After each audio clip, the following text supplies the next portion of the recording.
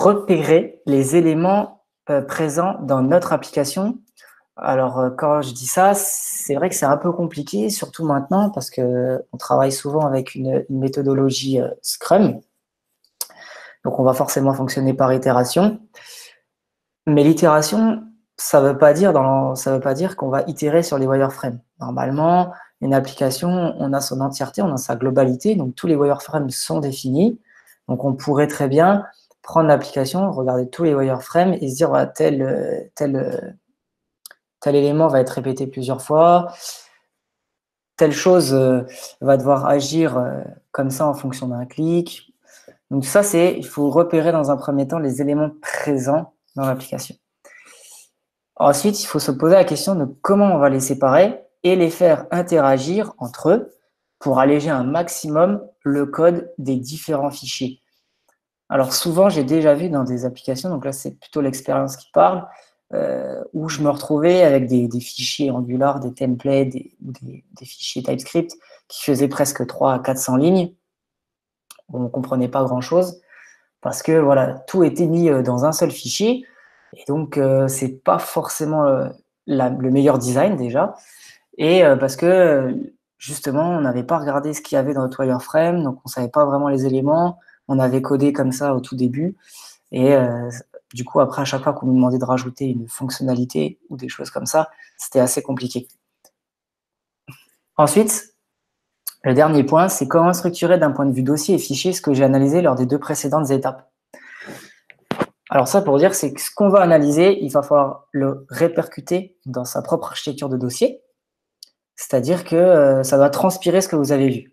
Si ça ne transpire pas vraiment, c'est que soit là, vous n'avez pas assez découpé les choses, soit c'est parce que l'analyse a été trop vite ou qu'il manquait des choses, peut-être dû forcément à la méthodologie Scrum, peut-être qu'on n'avait pas forcément toutes les informations, mais en tout cas, il faut absolument que la structure d'un point de vue dossier et aussi fichier soit vraiment ce que vous avez analysé juste avant, que ça transpire ce que vous avez analysé. Alors, pourquoi l'architecture est primordiale? Alors, l'architecture, c'est vraiment primordial parce que dans ces différentes étapes, si on ne les respecte pas, on va vraiment être sûr et certain qu'on va faire des workarounds plus tard. Donc, notamment des workarounds au fur et à mesure des ajouts de potentielles fonctionnalités. Et malheureusement, ces workarounds, ils vont arriver bien plus vite que prévu, en fait. C'est-à-dire que on va commencer un écran. Si demain, on nous demande de rajouter une fonctionnalité dans cet écran, alors généralement, ben voilà, c'est au tout début du projet. Donc, on va commencer à mettre des conditions, des choses comme ça pour que tout fonctionne. Et donc, on va mettre des workarounds un peu partout. Alors, ces workarounds, ils vont vous provoquer deux choses. Principalement, vous allez avoir des soucis de scalabilité, c'est-à-dire qu'il va y avoir aucun morceau de code qui va être générique dans votre application. Et aussi, vous allez avoir un souci quand vous allez intégrer de nouvelles personnes. C'est-à-dire que ces personnes vont avoir du mal à intégrer le projet, puisque déjà, de un, elles ne connaissent pas le business. Et en plus de deux, elles ne vont pas comprendre tout ce qui se passe dans votre code, pourquoi toutes ces conditions, pourquoi tous ces workarounds. Surtout quand vous intégrez des new joiners, ils vont avoir du mal justement à produire parce qu'il faudra qu'ils comprennent beaucoup de choses, même si vous êtes au début de votre application. Alors, heureusement pour nous quand même, il existe des aides, donc des frameworks, des librairies, donc comme Vue ou Angular, qui vont imposer, c'est plutôt qui vont recommander certaines structures. Donc, on va en voir deux principalement dans cette présentation, donc Angular et Vue. Donc le premier, c'est Angular. Donc Angular, c'est plutôt quelque chose qui est orienté feature. Donc vous vous en doutez, feature modulaire, bien évidemment. Donc Google, ils n'ont pas fait forcément les choses à moitié, ils ont fait quelque chose de complet. Donc ça vient vraiment avec une portabilité mobile, c'est-à-dire que maintenant on a il est assez vieux quand même, mais un package qui s'appelle Angular PWA, donc on va pouvoir faire des progressifs web app et donc ainsi les porter une application assez rapidement sur mobile. Mais il vient aussi avec un server-side qui est déjà totalement configuré. Donc ça, c'est plutôt le package NG Universal Express Engine. Donc maintenant, avec la version Angular 9, on peut aussi utiliser Nest.js pour ceux qui sont fans. Alors, je vais quand même faire un petit crochet. Donc, il y a un nouveau schematic qui est sorti. Donc, ce n'est pas un schématique qui est forcément dû à Angular. C'est un schématique qui est dû à Capacitor. C'est-à-dire que c'est un schématique, donc c'est un package aussi, donc add capacitor Angular.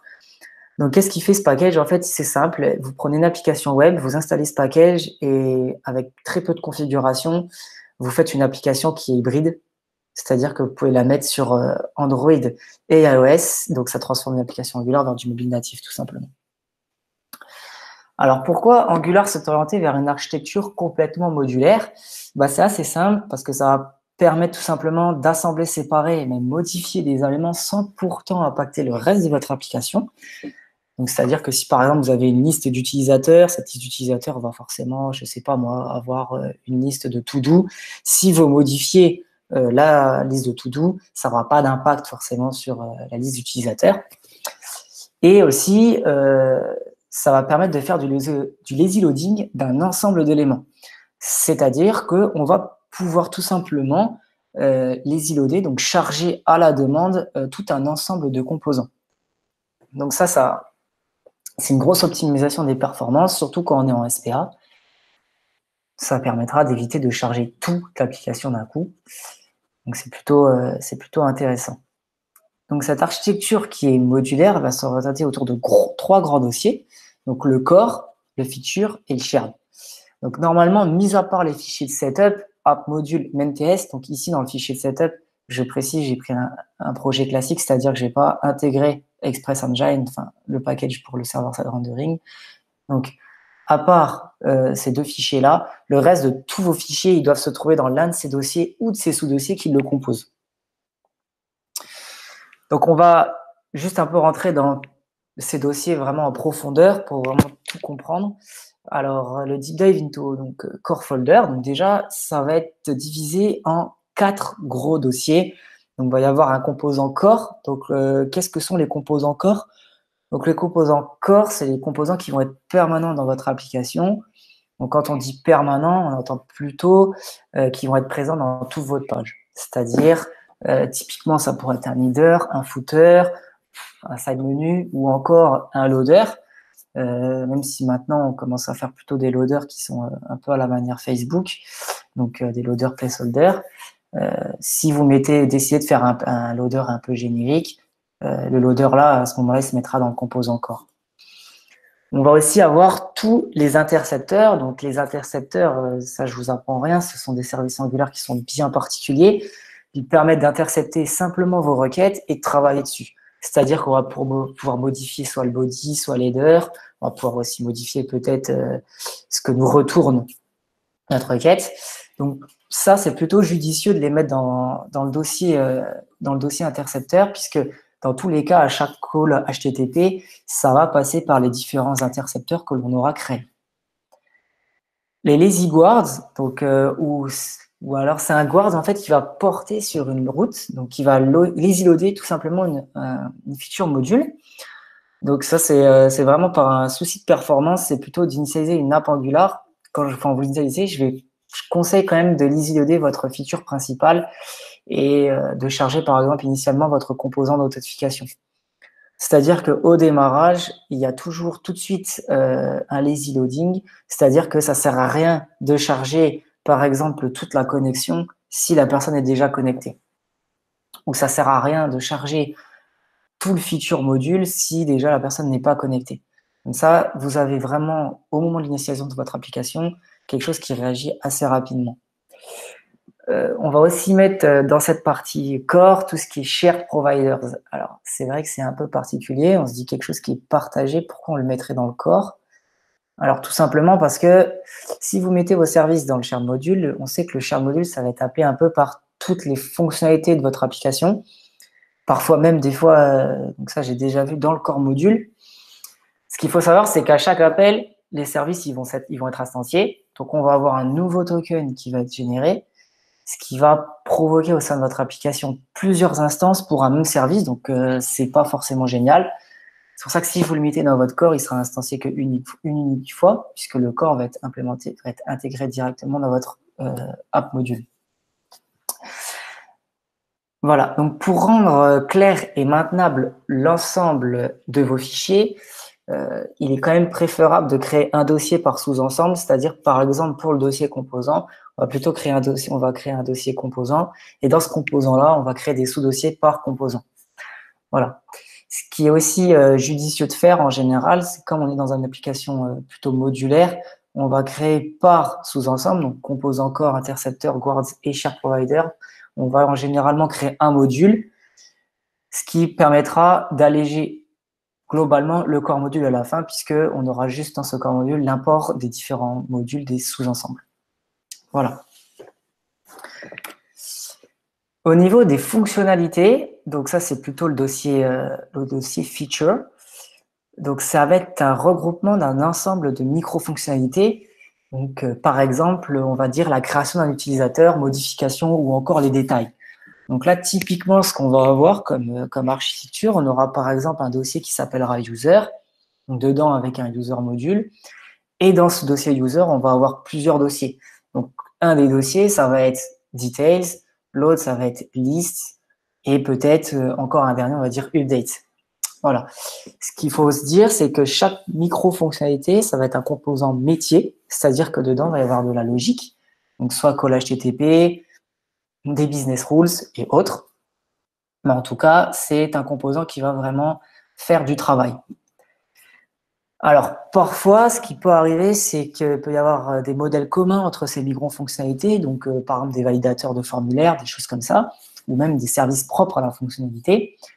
Alors, à ce moment-là, il est quand même judicieux de créer au sein de cette même fonctionnalité un dossier shared, c'est-à-dire que ça va être un dossier qui va être partagé pour les différentes micro-fonctionnalités de la fonctionnalité.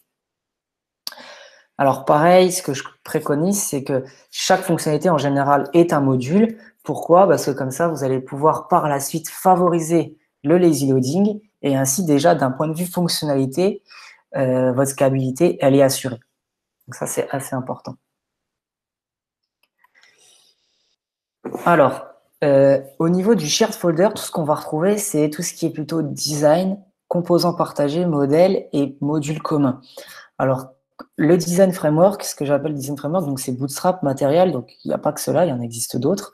Mais en tout cas, c'est quand même assez intéressant de mettre tout ce qui est en rapport avec ce framework, de le mettre dans un module, donc qu'on appelle design module ou autre. Donc, en général, quand on crée une application avec Material, on va l'appeler Angular Material Module, où dedans, on va importer justement toutes les composants qu'on va avoir besoin d'Angular Material. Les composants partagés, c'est des composants qu'on aura nous-mêmes créés. Donc, par exemple, ça peut être tout simplement des inputs, des drop-downs, des choses comme ça. C'est-à-dire que si on décide demain de ne pas vraiment vouloir utiliser un design framework, on pourrait très bien dire je recode tout ce qui est input et validation, drop-down et validation. Donc tout ça, ça se passera plutôt dans des composants partagés. Pareil, dans toute votre application, des fois, vous allez devoir utiliser des interfaces, donc des modèles. Ça, les modèles, bon, mettez dans le dossier shared, dans un dossier modèle. Donc, en général, ce dossier-là va contenir principalement tout ce qui est typage. Et enfin, il y a un dernier dossier qui va être les modules communs. Donc, les modules communs, par exemple, c'est si, par exemple, vous décidez d'avoir une application qui va forcément utiliser tout ce qui est traduction. Donc, un des fameux, c'est NGX Translate. Donc, maintenant, il y a aussi Transloco. Ça, pareil, c'est mieux de le mettre dans des modules communs. Donc, c'est-à-dire que la traduction va quand même être partagée dans toute votre application. Donc, c'est plutôt ici qu'il faudra intégrer ce module-là. Donc, il faudra juste un peu travailler avec la documentation pour savoir comment l'intégrer. Donc, en général, comment est-ce que ça se produit une application en Angular? Donc, voilà comment se passe l'infra. On a une application. Dedans, on aura un dossier core, un dossier features et un dossier shared. Dans ce dossier core, on a un dossier providers, interceptors, guards et composants. Chaque dossier est lié à un module et ce module-là sera importé dans le core module. Dans ce core module-là, on va l'intégrer dans le app-module.ts. Ensuite, on va avoir un dossier features. Dans ce dossier features, on va avoir forcément notre fonctionnalité principale. Par exemple, ici, j'ai mis une liste de to-do. Cette to-do va être composée de plusieurs micro-fonctionnalités, donc une liste, un détail, un update, shared. Donc tout ça, ça va être des composants. Ces composants-là vont être enregistrés dans un to-do module. Et par exemple, ce to-do module-là, si on ne fait pas du lazy loading, sera mis dans un feature module. Enfin, on a le dossier shared. Donc ce dossier shared là, comme je l'ai dit, on va, par exemple, pour une application Angular Material, on aura un dossier Angular Material avec tout simplement un Material module dedans. Un dossier models, donc le modèle c'est pour tout ce qui est typage encore et interface. Et le dossier composant, et dans ce dossier composant, on aura tous nos composants qui seront partagés au sein de notre application. Et enfin, on a les deux fichiers, donc les fichiers qui sont nécessaires au bootstrapping de notre application, à savoir le main.ts, app.routine module, app.component.ts, tous ces fichiers qui sont justement nécessaires juste au bootstrapping de l'application. Alors, des petits bonus d'archi, je dirais, c'est l'ajout de fichiers index et l'alias de path. Donc, l'ajout d'un fichier index, ça va permettre d'optimiser la manière dont sont récupérés tous nos composants de notre application. Donc, tout simplement, il va permettre au node resolver de s'arrêter à la racine du dossier contenant un index et ainsi d'éviter d'aller en profondeur. Donc, ça, c'est assez important du coup, puisque même si on gagne que quelques millisecondes, c'est quand même toujours quelques millisecondes de gagner sur une grosse application. Attention quand même, je tiens quand même à préciser, il y a un petit problème avec les barrels export et la compile en AOT. C'est pas vraiment conseillé. C'est pour ça qu'il faut quand même faire un petit peu attention. Et enfin, l'alias path. Donc ça, tout simplement, ça nous permet d'avoir des passes lisibles.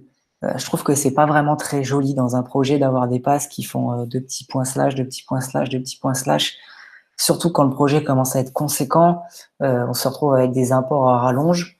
Donc mettre un alias de passe, c'est pas négligeable, juste pour la lisibilité. Donc là, il n'y a pas vraiment de performance. Donc tout ça, c'est vraiment un conseil. Je conseille de mettre en place ces bonnes pratiques directement à l'initiation du projet, parce qu'une fois que le projet est lancé et qu'il y a beaucoup de code qui a été fait, c'est un peu trop tard de le faire, parce que ça demandera beaucoup de refactor entre guillemets. Alors, Vue, lui, c'est plutôt différent. En fait, Vue va être plutôt orienté page. Donc, qu'est-ce que ça veut dire orienté page? Ça veut dire que il faut imaginer un dossier vraiment principal, donc un dossier page justement, où il y aura toutes les vues de notre application. Donc, c'est pour ça que dans ce framework, on a plutôt directement 5 dossiers qui vont arriver, à savoir page, composants, services, directives et pipe. Donc, c'est vraiment une autre approche. Donc, ça, c'est vraiment une archi qui est plutôt conseillée donc, par les formateurs Vue. Donc, par exemple, Vue School ou Mastery, c'est l'architecture qu'ils préconisent pour une application Vue.js. Donc, quand on rentre dans le dossier page vraiment en profondeur, ce qu'on va plutôt avoir, c'est un dossier par page, c'est-à-dire qu'on va avoir tout simplement si on a une page to-do avec une liste, on va plutôt avoir un dossier to-do list et dedans avec forcément le métier de la liste. Alors, ce qu'il faut voir, c'est que chaque page va concerner une vue. Donc, en général, l'URL que vous allez avoir sur votre navigateur, ça va transpirer un peu votre architecture de dossier page. C'est-à-dire que vous devrez avoir tout de suite, en un clin d'œil, savoir dans quel dossier aller s'il y a un bug. Donc, en général, ce qu'on fait, c'est que chaque page, ça va être un monofichier. Donc, ça va être un fichier vue. Donc, avec la vue, le composant et le style. Et comme je l'ai dit, en général, chaque vue va être liée à une URL. Ça, c'est assez important de le faire parce que si vous ne le faites pas, ça c'est déjà vu, dans un projet en vue, la personne, quand elle va devoir commencer à intégrer ce projet, elle va être un peu perdue en fait. Parce que du coup, ça n'a pas de sens si par exemple vous avez une URL to-do list et que vous n'avez pas de composant vue qui s'appelle to-do list, ça n'a pas vraiment de sens. Alors, ce qu'il faut savoir aussi, et c'est assez important, c'est que Vue vient aussi avec pas mal de choses aussi, hein, donc PWA et ainsi de suite. mais c'est pas vraiment totalement un framework à part entière. Donc c'est pour ça que si vous voulez vraiment avoir du server-side rendering, des choses comme ça, va plutôt aller vers Nuxt.js, donc qui est vraiment le framework de Vue, qui lui vient vraiment avec Axios, des choses comme ça. Là, par contre, l'architecture dossier va être complètement différente. Ça ne sera pas totalement la même. On va se retrouver avec plus de choses, mais pareil, on aura quand même un dossier qui va être un peu page. Vous allez avoir un dossier plugins, des choses comme ça. Mais dans tous les cas, cette infra de dire que c'est orienté Vue, ça ne changera pas. Donc, orienté page, ça ne changera pas, je veux dire. Voilà. Alors, par contre, Vue va introduire quand même deux différents types de composants. On va avoir les composants graphiques et les composants métiers. Alors, pourquoi ils ont intégré cette logique-là? Parce qu'il faut bien imaginer que quand vous avez votre fichier .vue, dans le même fichier, c'est pour ça qu'on appelle ça un monofichier, vous avez la vue, le style et aussi, un peu entre guillemets, le contrôleur de votre vue. Donc, si votre vue est énorme, là, vous pouvez vite vous retrouver avec des fichiers qui font presque 4-5 000 lignes. Donc, c'est assez compliqué. Du coup, ils ont dit, c'est mieux de diviser en petits composants. Donc, on va avoir plutôt des composants graphiques et des composants métiers. Alors, qu'est-ce qu'un composant métier? Donc, le composant métier va tout simplement réaliser du métier de l'application. Donc, c'est tout ce qui va être appel au service, traitement des données. Donc là, on va avoir de la logique business. Par contre, un composant design, lui, il n'aura aucun métier. Ce sera juste du graphisme. Donc, par exemple, ça peut être un input, ça peut être une barre de recherche, des choses comme ça. Comment est-ce que ça va communiquer? C'est tout simplement, on va lui passer des paramètres et lui, tout simplement, ce qu'il fait, c'est qu'il va nous repasser des outputs, des events, des choses comme ça. Donc, dans tous les cas, en général, en fonction du type de composant qu'on va choisir, soit on va faire un composant monofichier, donc ça va être plutôt pour tout ce qui est métier, ou soit on va plutôt être un composant général, ce qui va être plutôt un composant graphique, puisqu'un composant graphique, ça va être un peu appelé un peu partout, en théorie. Donc voilà, il faut juste faire la distinction de comment est-ce qu'on va enregistrer nos composants. Donc, comme je vais me répéter, mais un composant monofichier, c'est plutôt pour ce qui est de la logique, et un composant général, c'est plutôt pour ce qui est du graphisme. Donc, quand on rentre vraiment en profondeur dans le dossier composant, on va avoir un dossier donc par composant, c'est-à-dire qu'au fur et à mesure de notre application, chaque composant, donc je ne sais pas, peut-être dans votre vue qui s'appelle To-Do List Vue, on va peut-être créer un composant liste. Imaginons. Donc là, en général, ce qu'on va faire, c'est qu'on va créer un dossier qui s'appellera To-Do List pour bien préciser que ça appartient à la page To-Do. Donc, on va forcément regrouper les composants par page, mais on va quand même mettre un dossier shared parce que ça peut arriver d'avoir quand même des composants. Donc ça va être plutôt les composants graphiques qui vont être un peu appelés un peu n'importe où dans votre application. Donc ça peut être aussi appelé par les composants eux-mêmes. Du coup, voilà, ici, on va mettre plutôt un dossier shared. Au niveau du service, ça marche un peu pareil. Donc, on va faire un service qui va être lié à une vue dans un même dossier. Donc, par exemple, si on a un dossier qui va être user, tout ce qui va être connexion, sign-in, sign-up, des choses comme ça, ça va être dans un dossier bien particulier qu'on va appeler user. Le service, on l'appellera user service, si on veut. Voilà, ça va se retrouver dans le même dossier. Et pour un peu la même chose que les composants, on va quand même faire un service qui va être partagé dans un dossier. Donc un shared.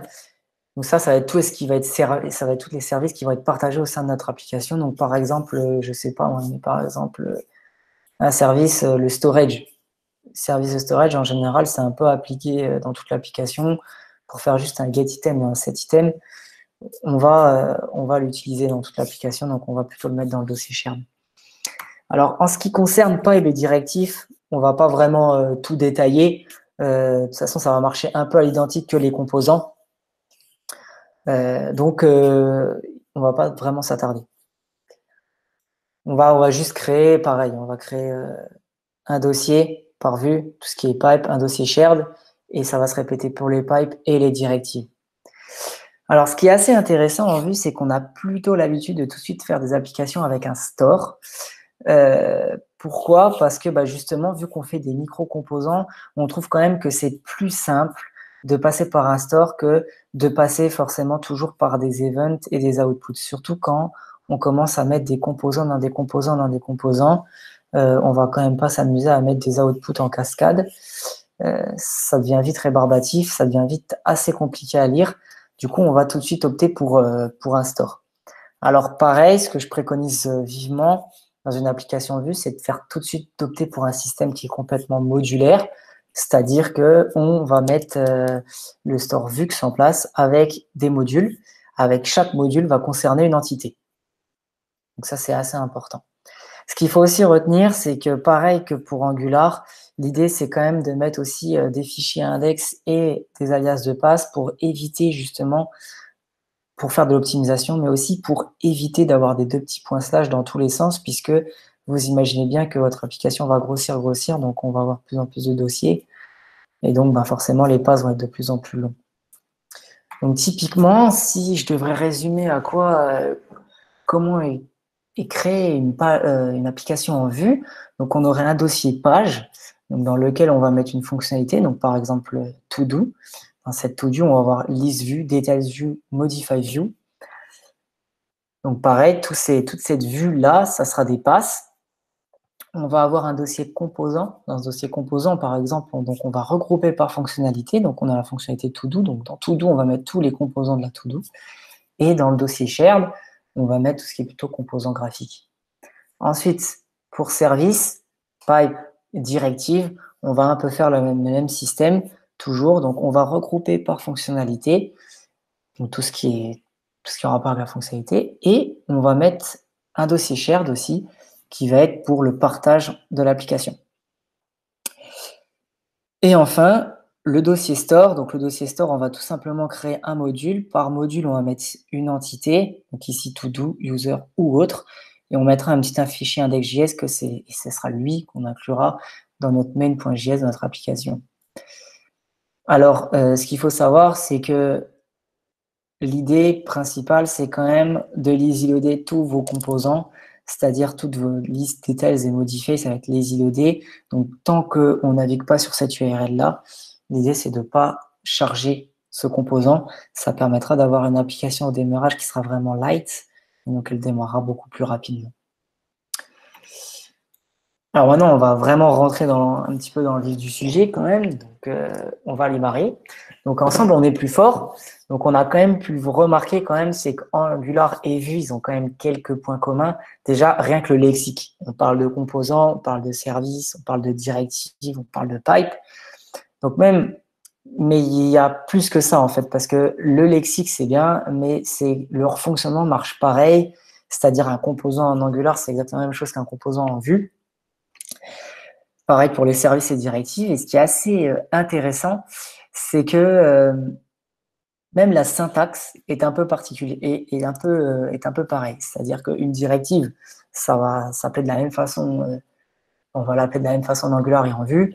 Pareil pour les pipes, pareil pour les composants. Donc, on voit qu'ici, quand même si d'habitude on les oppose, elles ont quand même pas mal de points en commun.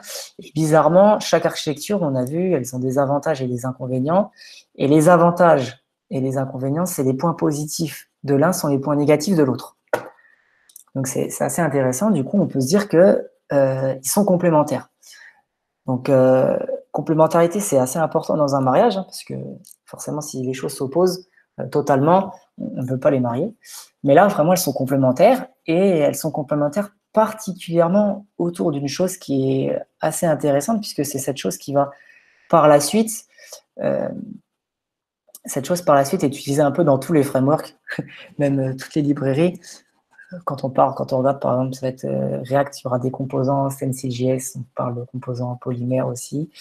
Donc, forcément, vous en doutez, le gros point commun qu'ils ont entre eux, c'est le composant. Donc, on a plutôt en Angular tendance à avoir des composants qui sont métiers. Là, l'idée, c'est vraiment d'allier composants métiers et composants graphiques. Donc, quand on allie les deux, vraiment, ça fait quelque chose d'assez fort. Donc, Angular et Vue, ensemble, l'alliage des deux fonctionnalités, enfin, des deux architectures, va permettre d'avoir des applications qui sont vraiment vraiment très bien découpées. C'est-à-dire que dans vos fichiers, vous n'allez jamais excéder les centaines de lignes. Donc, ça sera vraiment bien plus maintenable qu'une application qui commence à avoir 300, 400 lignes. Ça sera plus facilement lisible et beaucoup plus scalable, entre guillemets. C'est-à-dire que si demain on va ajouter des fonctionnalités, comme on va introduire des composants graphiques, des composants métiers, on se dira bah c'est pas grave, j'ai juste à ajouter un composant, tout l'enregistrement va se faire automatique. Donc c'est assez important. Donc comment que ça va se passer vraiment en Angular, enfin en Vue je veux dire, déjà bah, tout simplement on va prendre l'archi d'Angular. C'est-à-dire que on va commencer à créer des dossiers. Donc, au lieu de tout renouveler, c'est-à-dire au lieu de mettre des dossiers pages, des choses comme ça, on va faire un dossier core, un dossier feature, un dossier shared. Voilà. Un dossier feature. Dans le dossier feature, on aura toutes nos pages. Dans le dossier shared, on va avoir vraiment tout ce qui est composants, services graphiques, puisque là, l'injection des services ne se fait pas par token. C'est vraiment un import classique de fichiers JS. Donc, on n'aura pas peur, entre guillemets, d'instancier plusieurs fois le même service. Donc, à ce moment-là, vraiment, de mettre l'archi d'Angular dans Vue, c'est pas une mauvaise idée. Du coup, puisque comme on l'a pu le constater, il y a pas mal de dossiers shared, autant en faire un unique. Pareil pour le dossier core, donc tout ce qui est composants, qui vont rester sur la page, en Vue, ce sera quand même plus logique de le mettre dans un dossier core. Et pareil pour tout ce qui est feature, vraiment, quand on voit que ce soit orienté page ou orienté feature modulaire, une page, ça devient une fonctionnalité, donc ça a du sens de le mettre dans un dossier feature. Par contre, ce qui est intéressant, c'est qu'on va quand même garder le store. Et c'est une bonne transition, puisque ce qu'on va mettre en place pour une archi Angular, c'est que voilà, on va mettre un store en plus, à savoir NGRX. Pourquoi? Alors, c'est vrai qu'il y a beaucoup de monde qui disent qu'il n'y a pas besoin. C'est vrai qu'il n'y a pas vraiment besoin des fois de mettre un store en place dans une application en Angular. On peut faire des grosses applications en Angular avec juste des composants enfants-parents et cette communication, d'utiliser vraiment la puissance des RxJS avec des sujets, des behavior subjects, des choses comme ça. Mais vraiment, le fait d'introduire tout ce qui est composants graphiques et composants métiers, le fait de mettre un petit store en place, ça va vraiment faciliter les choses. Donc, je préconise quand même de le mettre. Mais en tout cas, en Angular, voilà, ce qui va mixer vraiment le mix d'architecture, ça va être d'implémenter un store. Donc, ça peut être NGXS ou NGRX. Il y en a encore un autre qui s'appelle Akita. On peut mettre aussi Akita si on le souhaite. Mais en tout cas, voilà, sachez qu'il y a quand même plus de documentation sur NGRX que sur Akita. Voilà, en tout cas, ça, c'est pour l'architecture d'Angular. Donc, au final, vraiment, ce qu'il faut retenir, c'est que cette architecture, elle est assez forte dans le sens où bon, on devient vraiment plus scalable. C'est-à-dire l'ajout de fonctionnalités, elle est assez simple. La communication entre différents composants se fait assez simplement puisqu'il y aura juste besoin de mettre un store en place, entre guillemets. Et tout ce qui est plutôt composant graphique, vraiment là, on communiquera par des inputs et des outputs. Donc, ce qu'il faut imaginer, vous prenez une page qui est divisée en 3 parties. Donc, par exemple, imaginez une page de notes. Donc, à droite de votre page, vous allez avoir tout ce qui est le formulaire pour remplir la note. Par exemple, au milieu, vous allez avoir toutes les notes que vous avez créées ou le contenu de votre note. Et par exemple, à gauche, tous vos fichiers drag and drop. Bah là, typiquement, ce que vous allez avoir comme archi, c'est 3 composants métiers, composant de droite, composant du milieu, composant de gauche. Donc, eux, ils vont communiquer à travers un state. Et ensuite, les composants graphiques, ça va être par exemple tout ce qui est input. Voilà. Ça, typiquement, ça pourrait être découplé de cette façon pour une archi Angular. Voilà, c'est la fin de cette présentation. Donc, je vous remercie tous pour votre écoute. Et il y a un petit dicton qui dit que le plus heureux mariage, c'est celui où on peut dire que un et une font un. Voilà, je vous remercie.